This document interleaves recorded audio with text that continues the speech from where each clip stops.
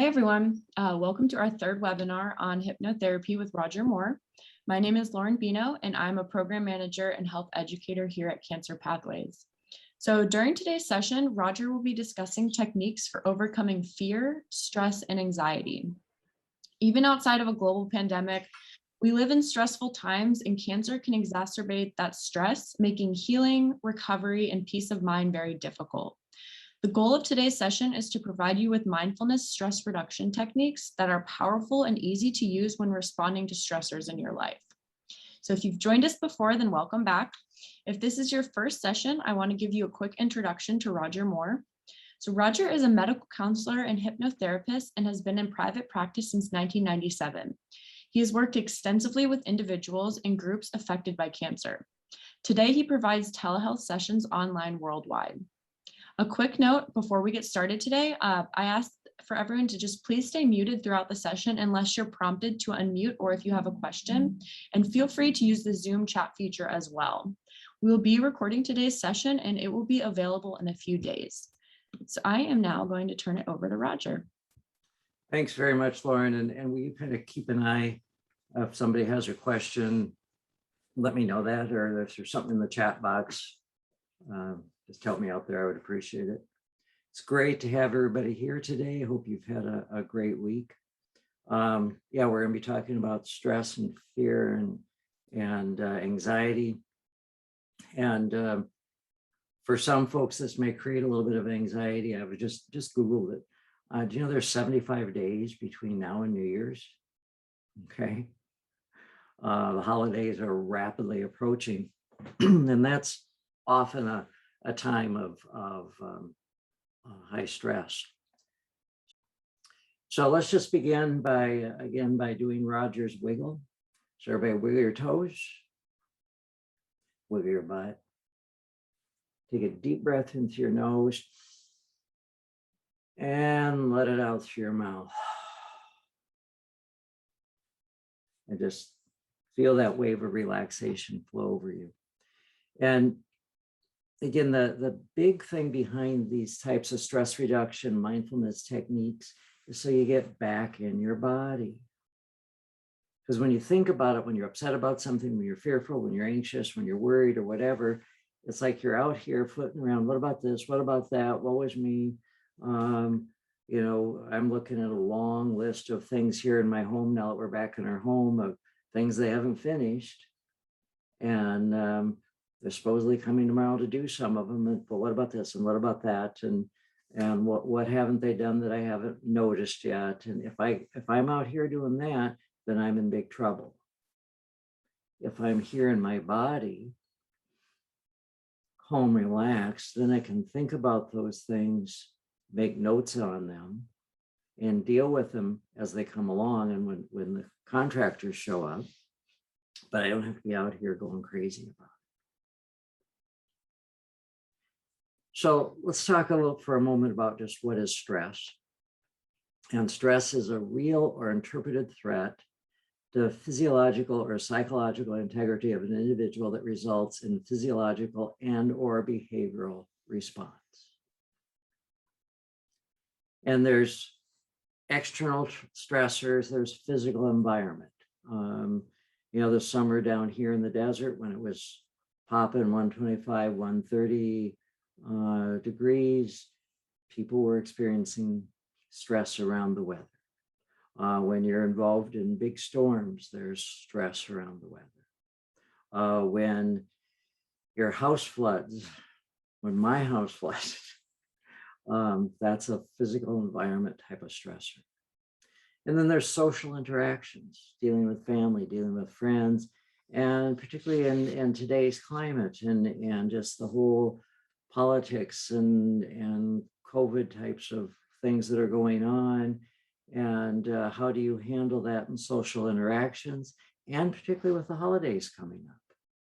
And one of the rules that in our house with our family is, you know, you come in the door, the cell phones, the tablets go in this basket, and you can pick them up as you leave. And we do not talk politics in this house. It's just Thanksgiving dinner is about being with each other. We're not going to talk politics. Of course, then there's organizational stressors. That could be, like in your place of employment, of stressors that are going on there. And then there's life events.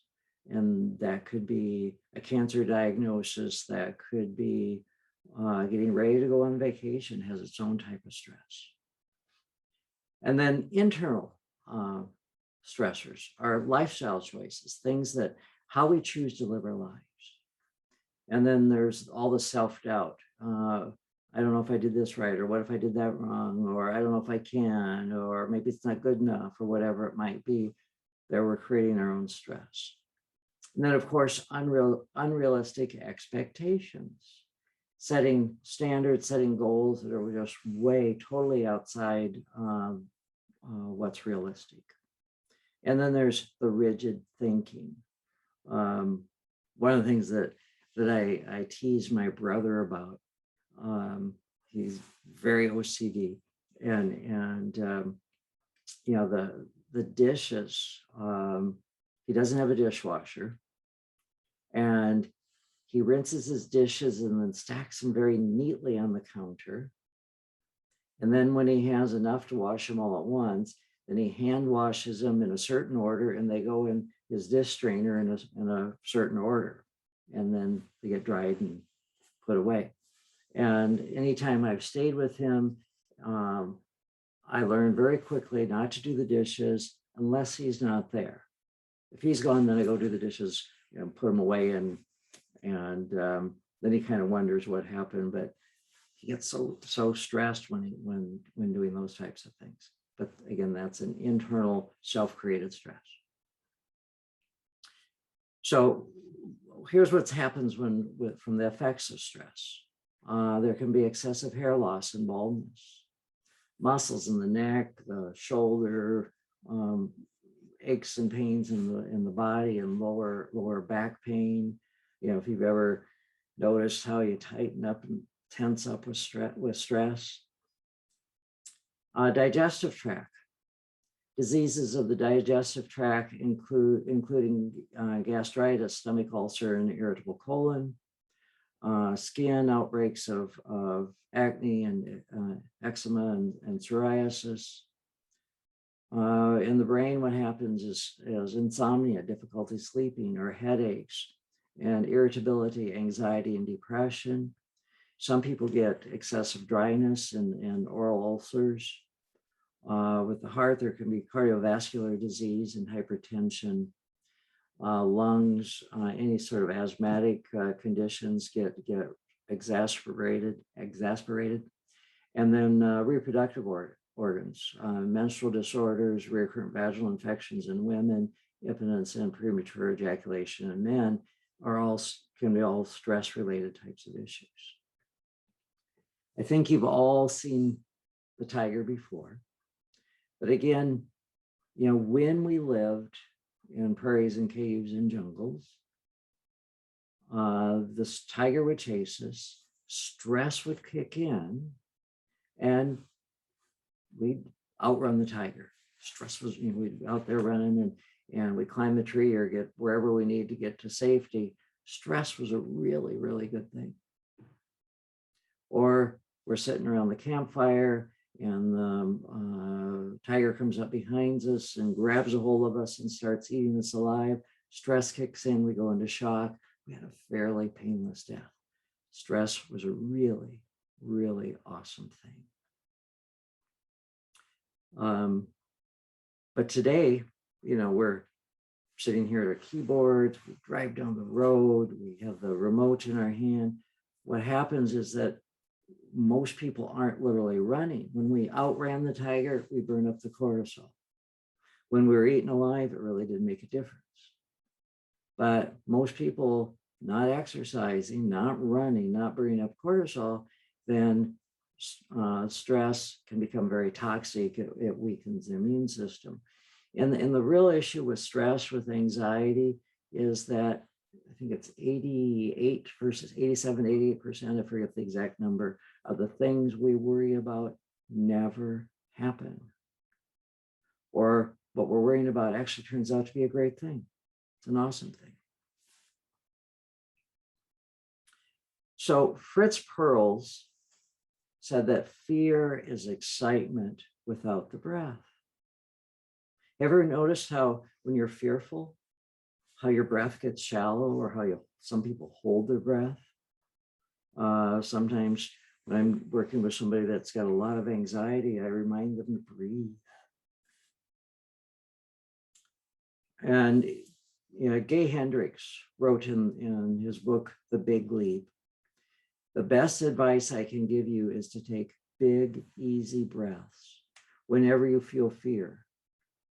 Feel the fear instead of pretending it's not there. And don't talk about my fear. You don't want to own it. It's not something you want to possess and cherish. Talk about the fear, the anxiety, the pain, the cancer, whatever it might be.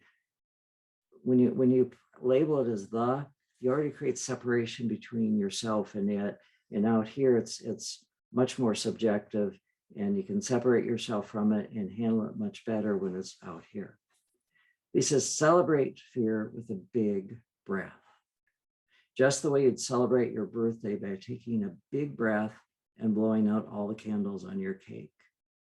Do that, and your fear turns into excitement. Do it more, and your excitement turns into exhilaration.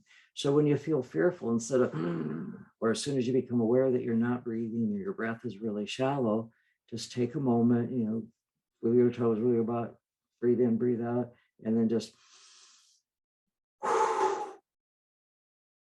really blow into it. And it's amazing the shift that can happen when you breathe into fear. And what Hendricks said is that the very same mechanisms that produce excitement also produce fear, and any fear could be transformed into excitement by breathing fully with it. And on the other hand, excitement turns to fear very quickly if you hold your breath. So I guess if you want to be fearful, stop breathing. So just think for a moment, reflect for a moment on how you experience fear. What is fear like for you? How do you experience it? And do you experience fearful thoughts? What are those fearful thoughts? For you, does fear start more with the emotion, or does it start with the thought? Are you apt to experience it in your body, and where? For some people, it's in their gut. Some people, it's in their neck or shoulders. Where do you experience fear? One person that I started seeing last week as a new client was having lots of cramps in their hands.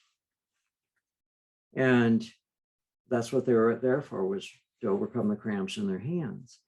And what I noticed is we were talking, and I was asking them about stress and anxiety and stressors in this person's life.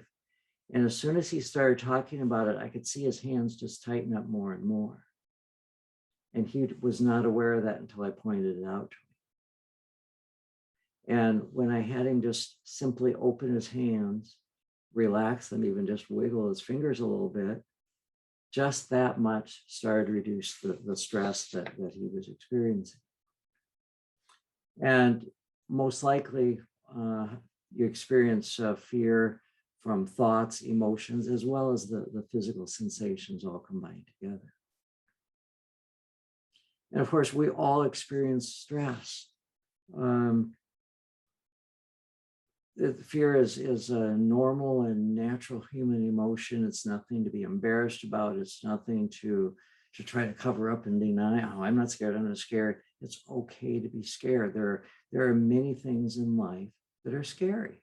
There are. Okay. But you can either be paralyzed by fear, or, oh, there's that fear. Now, what do I need to do to make sure I'm safe? What do I need to do to move through this fear? Or do I need to choose a different course, a different path? And of course, fear can even save your life. One of the things that this was a study a number of years ago, they worked really, really hard using neurolinguistic programming and other techniques to try to remove fear from subjects in the study. And their goal was to have absolutely no fear in their life. It cannot be done. Can't be done. Okay. Which is a really good thing, because I don't know if you've ever noticed, but if you're standing on the street corner too close and the bus is approaching and that mirror is sticking out there, and you really aren't paying attention, all of a sudden you're going to move back because your body, you're in your peripheral vision, you catch that glimpse of the mirror coming and you move back. Fear can be a really good life-saving experience. But it's also can be very paralyzing if it's fear that's keeping you from achieving the goals that you want to achieve in life. So what are your alarm bells, or what is your alarm bell for fear? And just take a moment right now and reflect on past experiences of fear and how you experienced it, and how did it first manifest? Was it fearful thoughts, anxious thinking? Was it tightness in your body? Was it an emotional feeling? What was it you experienced that let you know that it was fear? And that can be a really great cue. It can be the alarm clock going off saying, hey, wake up. Get out of the fear. Stop creating all these fearful thoughts. Because in spite of whatever's going on in this world, whatever illnesses we may have, right now in this moment at here in the Pacific Coast, it's 10:52 a.m. on Monday, October 18th, I think. Yeah, 18th. Okay, Lauren's not in her head. Thank you. Wiggling our toes, wiggling our butts, breathing in and breathing out. Every single one of us is okay in this moment. Okay. We got roofs over our head. We got food in our belly. We got breath. We're okay. There's a lot of stressors going on in the world, but right now in this moment, we're okay. So use those stressful cues as the alarm clock to alert you, oh, there's that fear. Now, what can I do to move through the fear? Emotions are chemical reactions in your body. Fear inextricably linked with physical experience, and often fear is described as a knot in the stomach. Now, we've talked before about the vagal nerve, that vagabond nerve that runs from the stem of the brain down to your gut. It's the longest nerve in the body. That's, when you have that gut sensation, that gut feeling, that's transmitted through the vagal nerve, okay? And what you think affects your stomach, affects your digestive system. So when I'm working with somebody for irritable bowel disease, we're doing a lot of work around stress, around thoughts, around emotions. And of course, what we put into our gut also affects us emotionally. I had somebody last week that dealing with a lot of depression. And on my intake questionnaire, I ask a lot about food, nutrition. What are you eating? And they had left it blank because their response was not interested in weight loss. Well, those questions have absolutely nothing to do with weight loss, okay, on that questionnaire. And so I brought it up to him, and I started asking about what they were doing nutritionally. He goes, well, I'm not here for weight loss. I said, I understand that. What are you doing for nutrition? Well, this guy was going to McDonald's or one of the fast food places in the morning and grabbing breakfast, often skipped lunch, did some sort of fast food at night, and throughout the day in his office was chugging Diet Cokes, and then wondering why he had depression. So one of the areas we're focusing at changing for him, or he's working at changing for himself, is getting some healthy nutrition, getting rid of all the sodas and starting to drink water. And that can go a long way towards actually totally eliminating depression as well as anxiety. Knowing how you experience fear is your alarm clock. It's your smoke detector. It's your warning signal. Pay attention to those. And don't consider them bad and terrible, but okay, thank you very much. There's the warning. Now, what do I need to do? What action should I take here at this point? And having awareness of how you experience fear gives you the ability to recognize it. You don't longer have to play victim to it. Now you can take charge and be in control versus being controlled by fear. And just consider fear, stress, anxiety as your call to action. And of course, move stress and fear into excitement. So again, as soon as you become aware of that fear, of that anxiety, very simply just maybe do it 2 or 3 times and just do it. The other thing that you can do, and sometimes I actually have people do this depending on their age and physical ability, is simply to jump up and shout, I'm excited, I'm excited, I'm excited at the top of their lungs. Anytime they feel fear, anytime they feel depressed or feel anxious, jump up and do that. And it shifts your whole persona. It gets you out of that fear and into that place of exhilaration and excitement. And you can move that physical sensation. Also memorize and then mentally rehearse excitement. And I talk a lot about mental rehearsal. Most people totally mentally rehearse fear, depression, stress, anxiety, woe is me, it's awful. They get up in the morning, they're brushing their teeth, I got this done, I got that done, and they're mentally rehearsing a negative future fantasy. Well, what if, first of all, you think about, actually, let's just everybody do this. Think for a moment about your happiest, most exciting, joyful time in your life. And can I have a volunteer? Lauren, can I pick on you? Sure. Okay. Tell me about your most exciting, happy, joyful time in your life. One of them somewhat recently is probably being on the beach in Edmonds in the middle of the summer with the sun shining and the waves crashing. I know it sounds cliche, but it was so peaceful. Does everybody see the change in her face, her facial tone? And what's the emotion you're feeling? Pretty joyful thinking about it, And honestly. where do you feel that in your body? In my cheeks. Okay. And I understand you had some problems this week with downloading the video and getting it sent out, and what all went on there? It was definitely anxiety inducing because I wanted to be sure everyone got the content from last week. So I was definitely stressed about it. And where do you feel that in your body? Probably in my chest. Okay. The most. And what's the physical sensation in your chest? Tightness. Tightness. Okay. And tell me about Edmonds and the beach again. Being at the beach is just more relaxing. I feel like lighter, more calm. How quickly you flip that switch?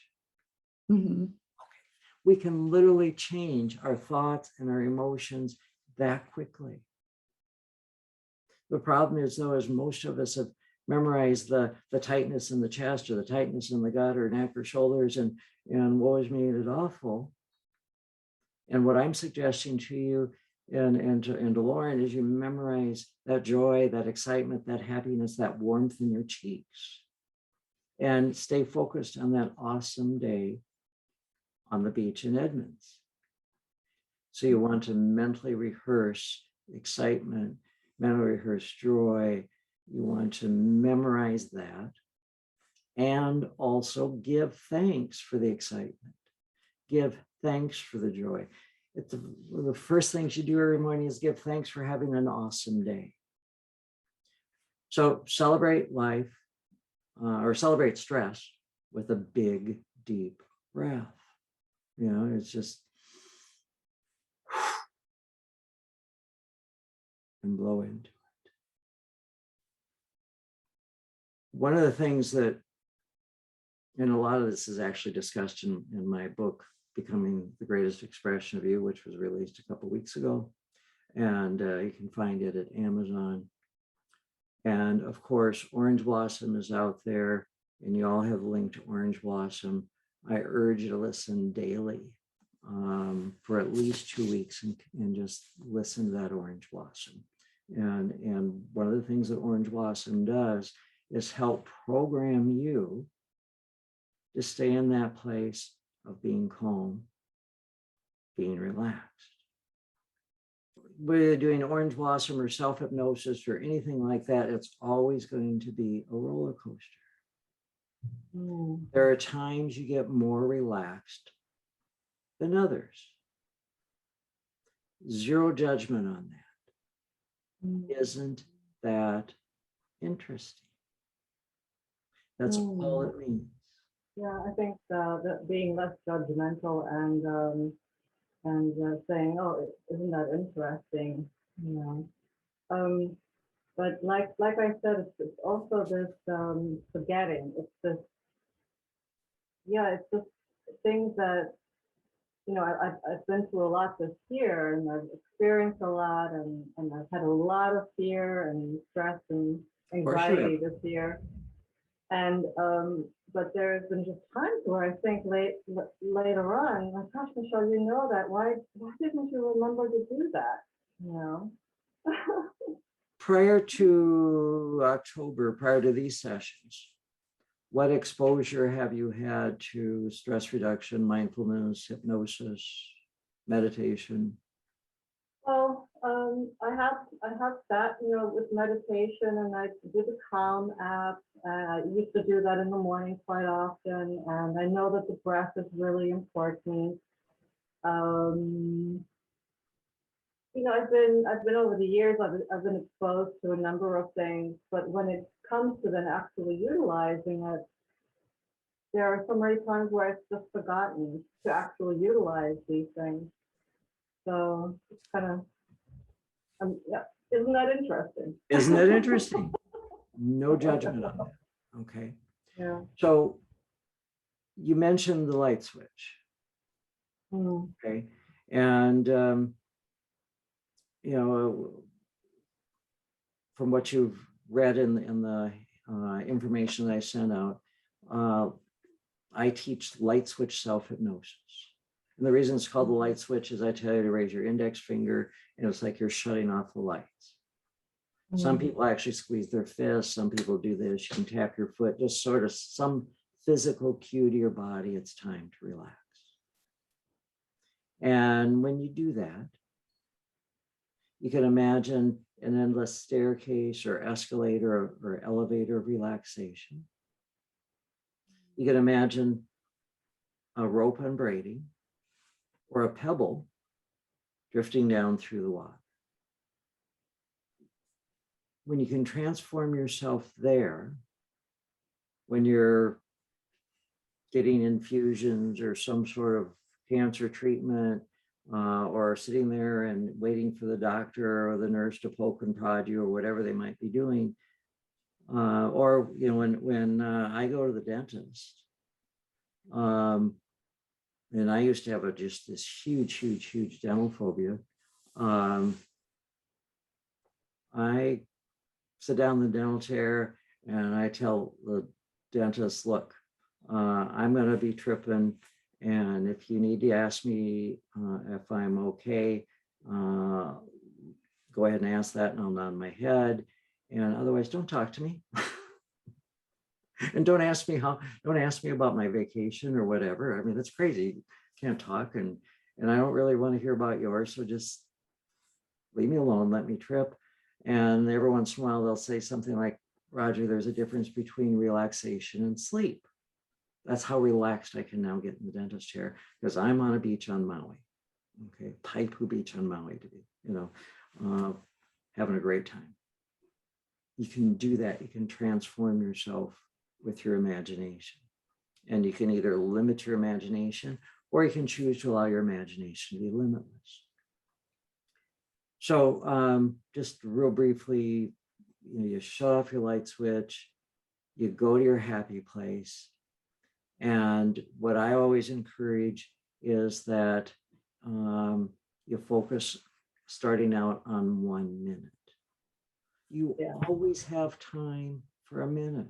It might be sitting on the toilet, but you always have time to take a minute. And for our purposes, a minute is roughly 55, 65 seconds. Don't worry about 60 seconds. Somewhere in the ballpark, close enough.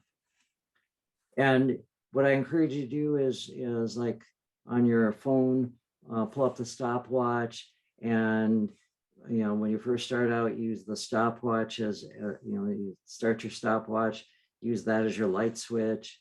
And when you think a minute is up, open your eyelids and look to see how close to a minute you came. Okay. After about a week of doing that, you can relax fairly well and close to a minute. Then when you have the luxury of 3 minutes, 5 minutes, 20 minutes, awesome, go for it. And of course, the other thing is when you crawl in bed at night to go to sleep, you shut off your light switch and leave it off. Okay. Don't think about turning it back on. Just know in the morning when you open your eyelids, it's back on.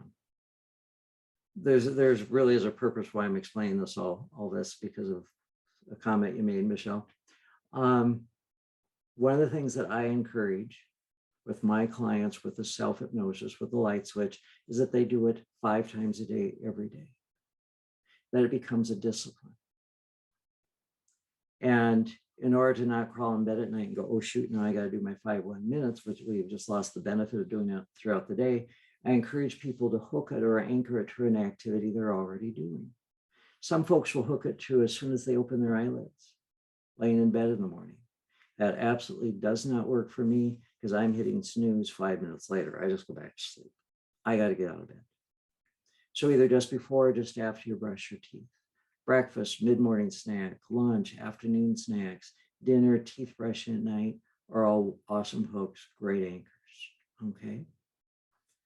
Folks have in the past hooked it to before they got out of the car in the parking lot at work in the morning, and before they get out of the car in the garage at night at home. Well, that works great Monday through Friday.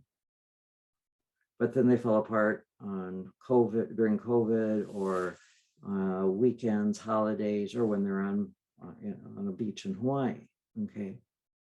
Whereas something like teeth brushing, whether it's 5 a.m. on a Monday morning or 9 a.m. on a Saturday morning, it's one of the first things you do as you get up and brush your teeth, whether you're at home or whether you're on a beach in Maui or wherever you are. You're going to brush your teeth. You're going to eat. You're going to do those things. But where people fall down and struggle and is they don't believe me, they need reminders, and they don't leave the reminders up long enough. Today, what I suggest is that you, let's see if some come up, that you put it in your phone as a repeat appointment. Well, I don't know if you can see this or not. Here's one right there that says light switch self-hypnosis. I don't know if you can see that. It's totally on silent. I don't want bells and whistles going off or buzzers or vibrations or anything like that. It's just the words that come up periodically throughout the day. Mine say light switch self-hypnosis for demonstration purposes. But I would encourage you to come up with something else, like beach or breathe or relax or blue or whatever word will be your cue word, reminding you to take that time to breathe, to relax. Because if your phone's laying on the counter and the word breathe comes up and somebody happens to notice, a neighbor happens to notice it and says, oh, what that's about, you can simply say, oh, it's just my reminder to breathe. Whereas if it says self-hypnosis, man, have you opened a can of worms in a long discussion, okay, that you may or may not want to have. And from my perspective, this is all stuff that is your business and nobody else's. And so I would encourage you to keep it that way. Make these tools sacred to yourself. And the other thing with the self-hypnosis and the reminders, maybe you have it in your phone as for noon, and now it's 1 o'clock, and you have to look at your phone, and there's your reminder. That doesn't mean you missed it. It means do it now. Okay. Depending on what you read, you'll read it takes anywhere from 3 months to, or excuse me, 3 weeks to 3 months or more to learn a habit. And it takes consistency. Okay. And Michelle, you were talking about not remembering. Well, they weren't consistent things you were doing frequently throughout every day, every single day. You did them when you think of them. Okay. Yeah. And what I'm encouraging you to do is put the reminder in your phone to breathe at least 5 times a day. And use self-hypnosis. Use your stress reduction techniques to remind you. All right, so let's everybody get your light switch ready as I count forward from 1 to 3. Your job will be to lower your finger, closing your eyelids, saying to yourself deeply, relax. 1, 2, 3. Shutting off your light switch. Closing your eyelids. Saying to yourself deeply, relax. And just allow yourself once again to really quickly and easily enter into that trance in your own way and in your own time. Allowing that letting go to occur. Knowing that your conscious mind can and really will do whatever it is it chooses to do right now, while your unconscious mind continues to listen, to hear and learn and understand just what might be said now as you relax. And begin to remember those other experiences of trance and re-experience all those changes in thought, in feeling, and in sensation as you drift down now into that trance even more comfortably and effortlessly than before. Relaxing. Drifting down. Letting go. Allowing all those thoughts to drift, images to appear, and not needing to do anything at all. Not even needing to wonder what it is that you just might learn now as my voice drifts down with you.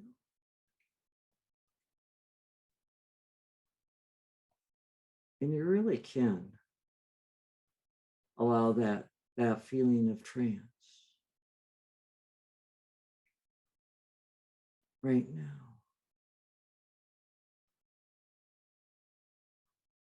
Yeah, as we were talking today, I was reminded of about a little boy who was very, very rich. He had a special room for all his toys, all his treasures. And you think he'd be a very happy little boy with so many toys, so many treasures.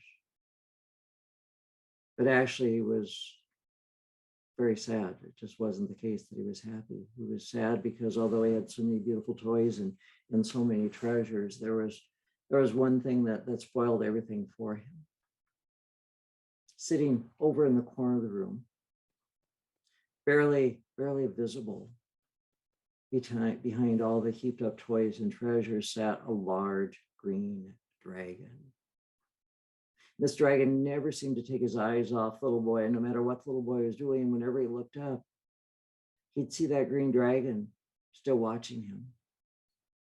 And this would spoil his fun because in his heart, he was so very, very afraid of the dragon. And no matter what he did, he felt very, very sad. And at night, he was so afraid of the dragon, he dreamed that the dragon would rush upon him and throw him down and try to kill him. And every night he'd wake up screaming, and he never would or could explain to anyone about the nightmare because he was afraid the green dragon would get him if he told. And he felt very, very unhappy. He was so unhappy that sometimes he'd dance and play very hard, and he'd roll around and laugh loudly, and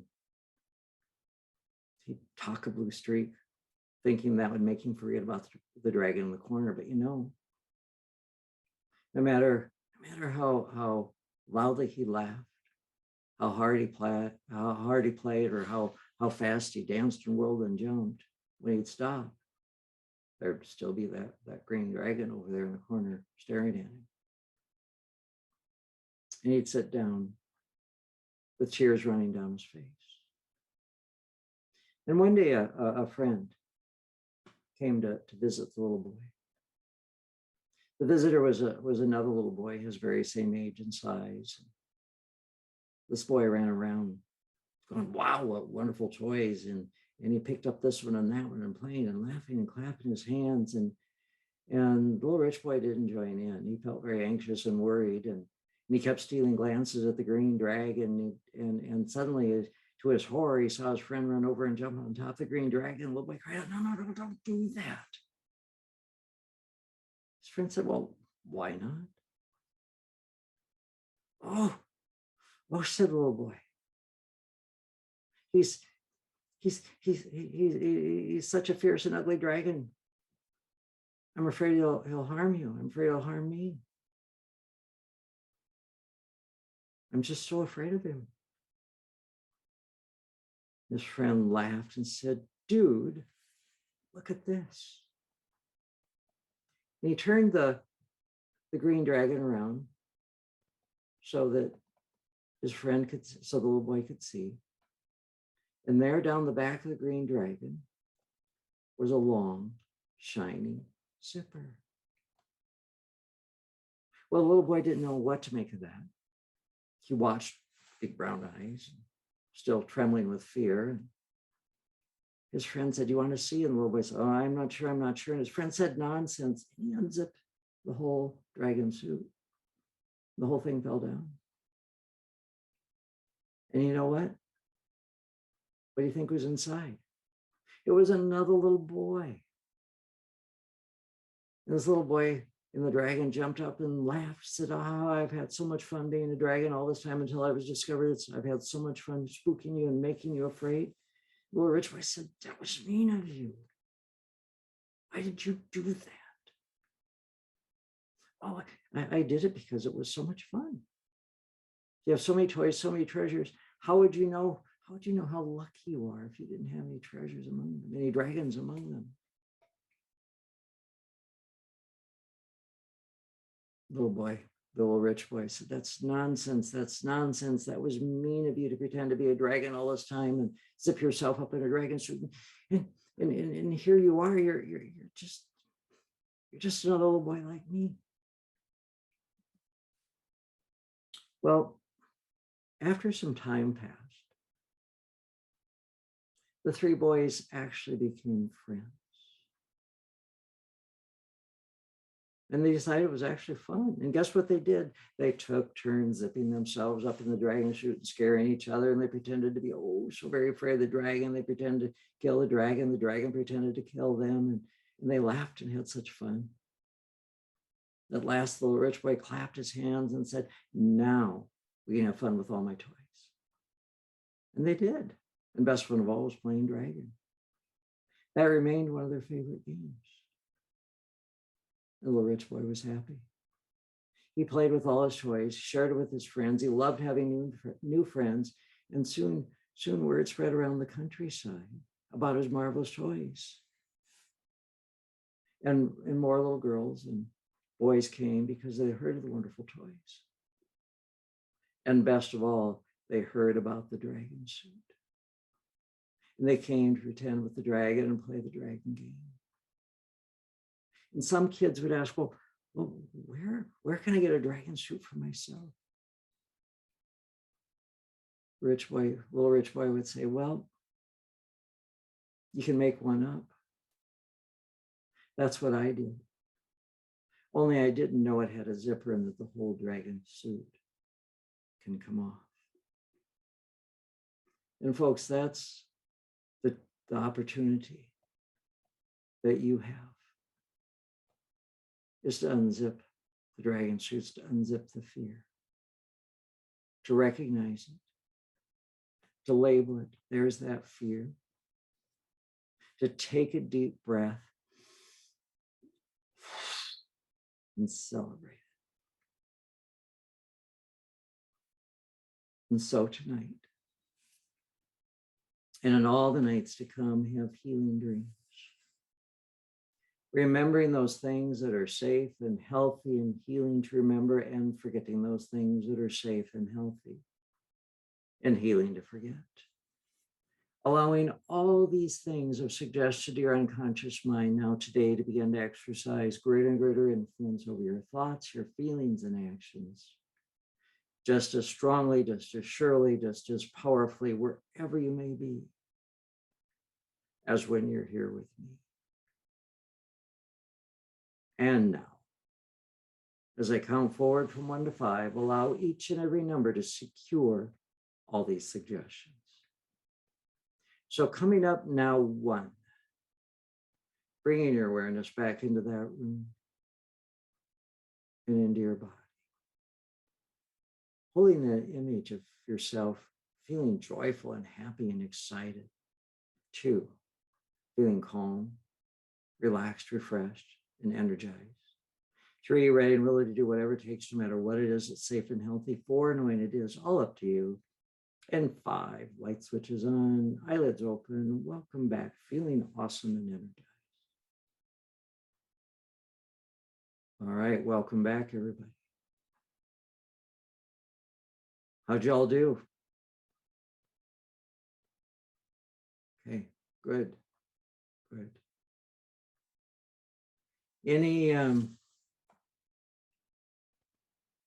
Any thoughts, any questions, comments? Kind of have one comment. One thing that I was thinking of, just based on everything we've talked about today, and that's kind of helped me, is reminding myself that when I'm learning new techniques and mindfulness practices, that it's always a work in progress.